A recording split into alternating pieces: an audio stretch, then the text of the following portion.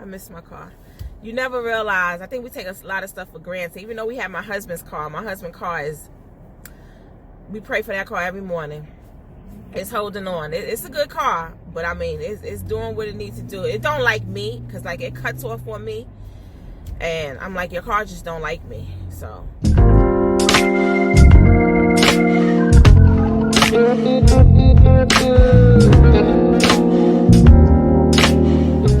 hey guys, welcome back to our channel. Sorry, adjusting the camera. Oh, can't go out that way.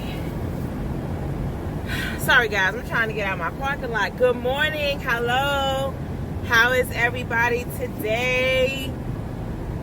I am on my way to the doctor's. I have a doctor's appointment today.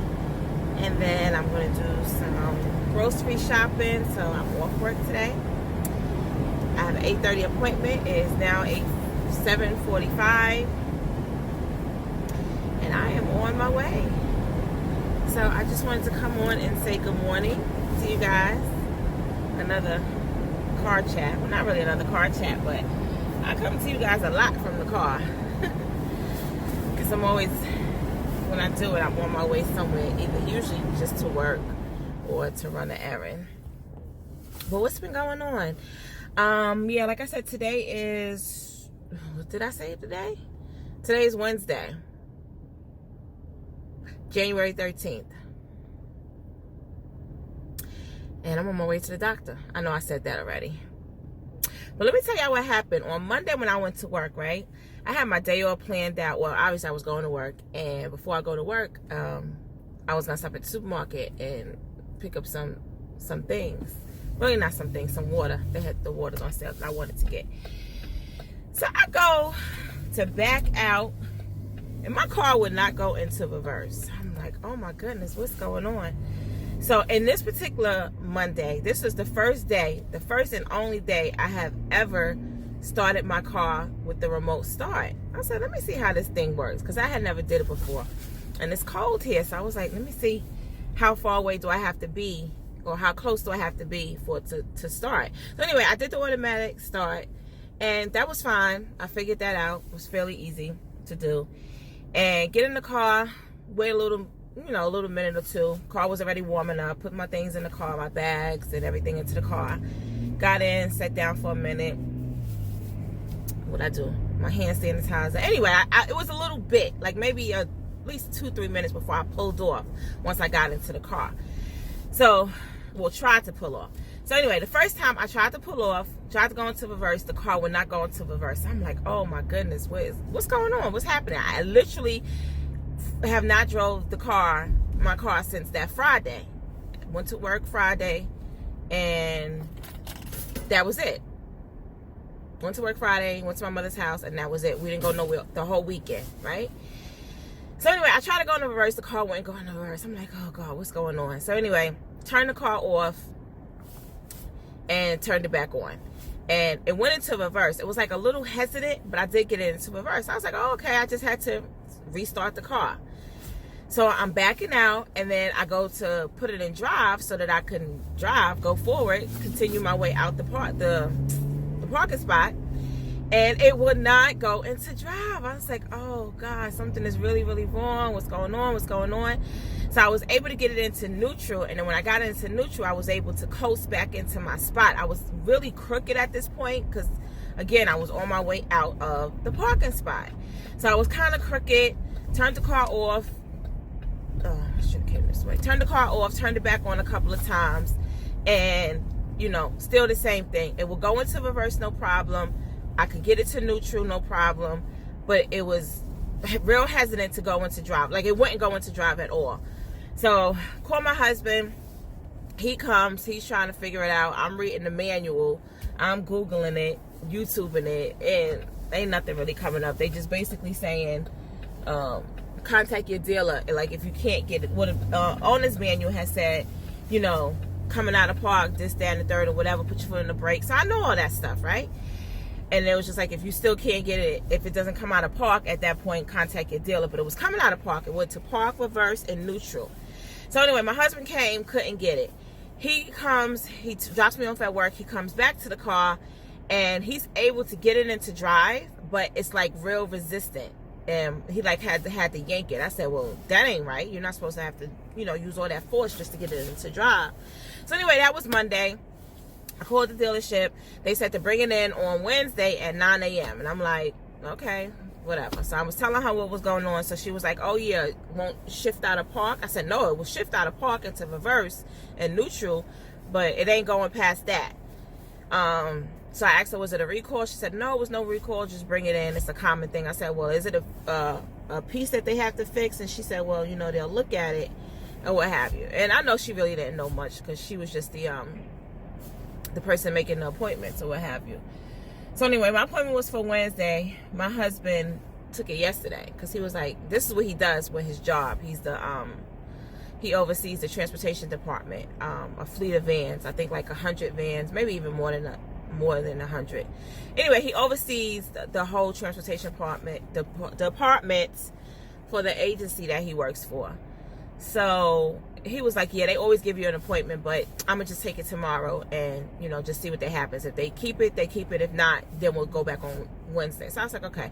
So he took it yesterday. He was able to get it into park again with some resistance. He said he had to like keep his hand on it because it will like kind of like jump back from drive like back into neutral, or like in between the neutral and the drive. So he kind of had like to keep his hand on it once he got it into drive. But anyway, he got it down there and they fixed it yesterday. This is a brand new car. It's a 2020 Chevy Traverse. So I assumed that it's fully covered, whatever goes on right now. I forgot what the warranty is, but I for sure knew. We got this car in February. We haven't even had it a year quite.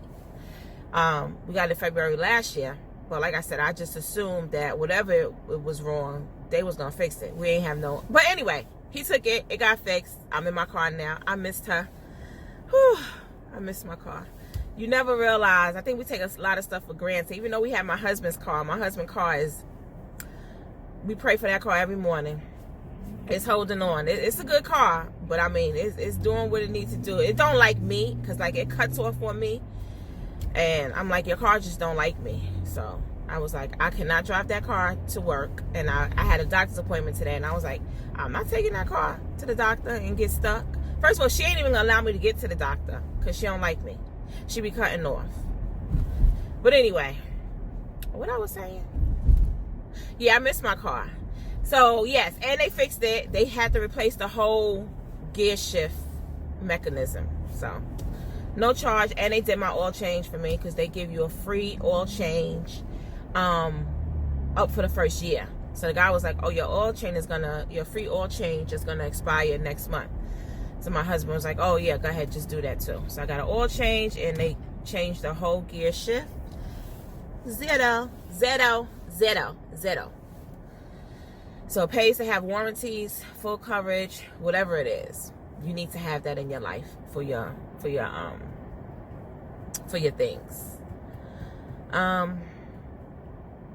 So yeah, that's it. I'm in my car. She's better now. She's fixed. I don't know what that was or why I went out like that. And I was just like, don't matter how new your stuff is, anything is breakable. I guess anything could be damaged. And I mean, we don't drive the car a lot, so I don't even know how that happened or why. My husband didn't even ask. I was like, did you ask him why it happened? He was like, nope.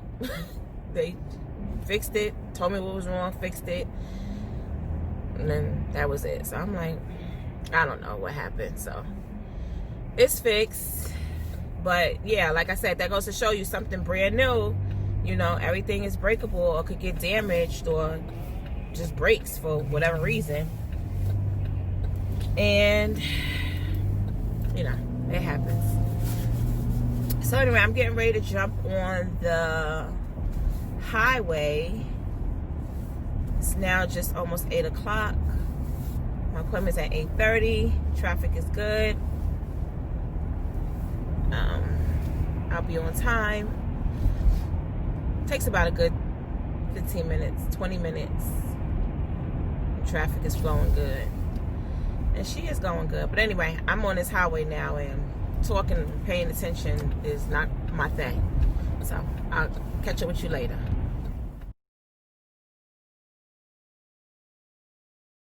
Hey guys, welcome back to my channel, our channel. I'm just putting some braids in Jayla's hair.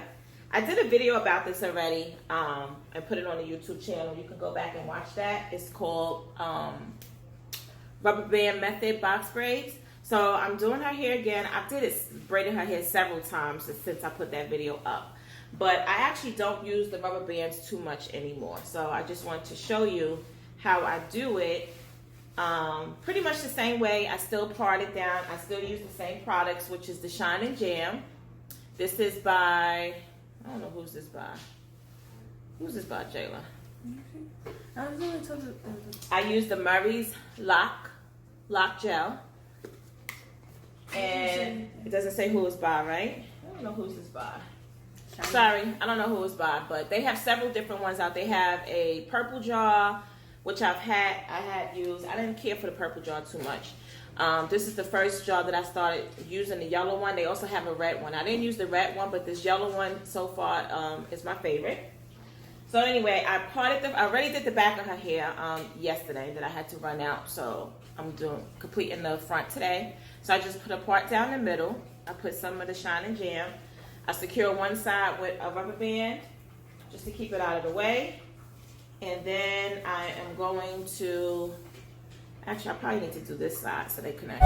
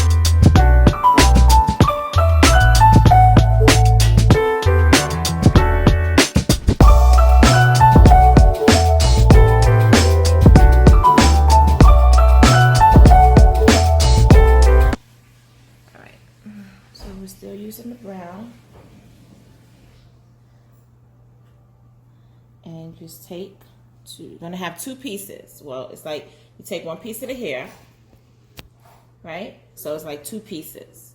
And you know you need 3 pieces to braid. So you take it and you wrap it around, and then her hair actually becomes the 3rd piece.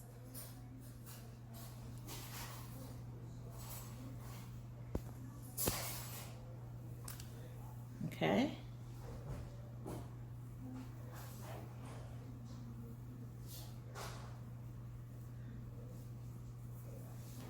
See, I still have 3 pieces.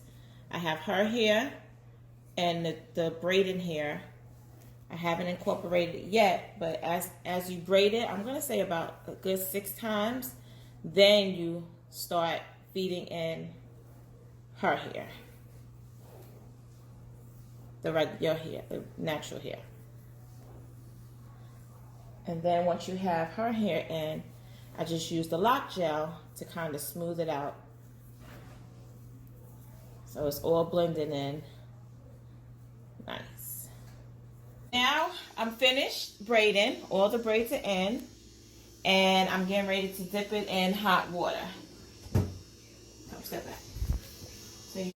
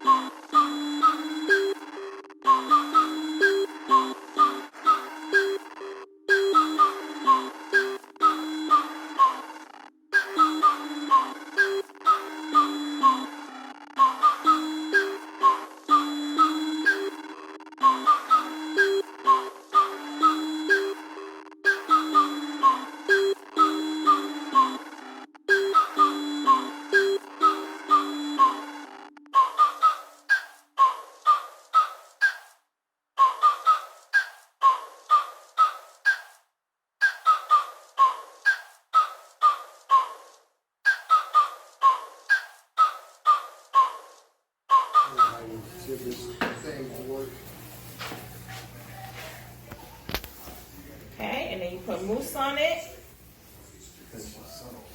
For your final touch. Why are you hating on me? And that's it. Wait, I want these 6. They came out really nice. they come on this every time. Yeah, they come out nice every time. Thank you, Jayla. Good. And Feel Beauty. And Panera. Look at me. Oh wait, I just need to go to Feel Beauty to get my look at his lip gloss too. You ain't getting no lip gloss. Don't try it. Oh my gosh, it's Carmen. I'm just been using Carmen. Okay. That's it. Get the back. Ew, dude, that's hot. It's not hot. It's wet, but it's not hot. Turn around to the front. Got the front, Jay? Kaylin? Yes, I got the front. Inside.